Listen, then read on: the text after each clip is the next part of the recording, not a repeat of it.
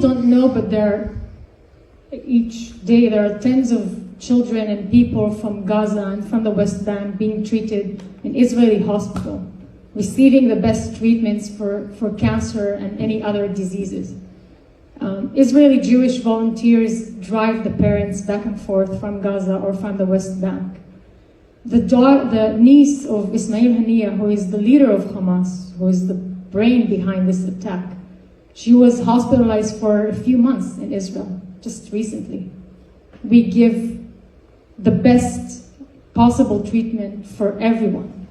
And you know Judaism really values lives, right? Like, what is the first tenet? It's like, al tirtzach, right? Like, don't kill. We value life. We value human life.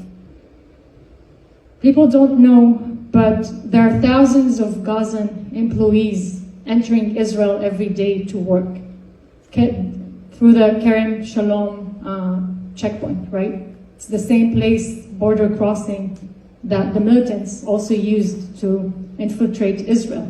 Thousands of them. They're working in Israel every day. Egypt didn't open its border to let the employment in. And they're calling Israel an apartheid. They're calling Israel making ethnic genocide.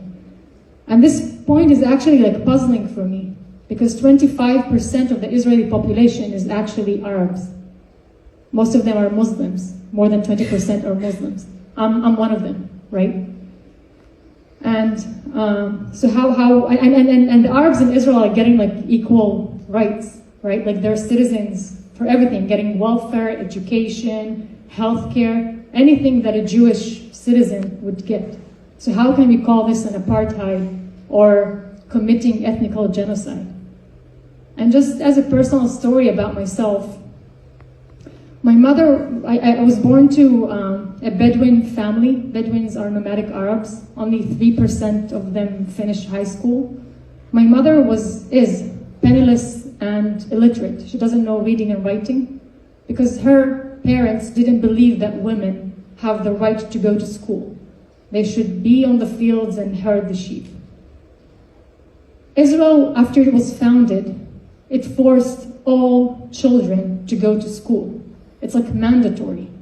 And it couldn't stand that there are girls who are not getting educated. So they forced them. They literally went to my grandparents' house and forced them to send the girls to school. This is why my only two younger aunts know reading and writing. If not Israel today, probably I wouldn't be alive, because I also got death threats from my uncles, because I was also the first ever Israeli Bedouin fashion model. But obviously he could not kill me because like we're in Israel, right? Like it's not, like Israel protects women. If not Israel, I probably would be illiterate, penniless, herding sheep somewhere in Galilee, right? But I have electrical engineering degree. I have masters from Stanford University.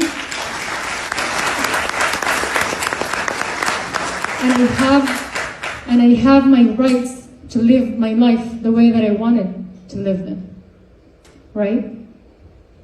Israel, my mother was a single mom. I have 9 siblings. It's a very long story, from the same dad. And we lived on welfare. Israel gave us everything that it could give us, even though we were Arabs. And people are talking about apartheid and ethnical genocide. It just doesn't match the truth. It doesn't match the reality. They need to go and read the facts. And it's funny that sometimes it comes from intelligent students at elite universities saying this kind of nonsense. Thank you.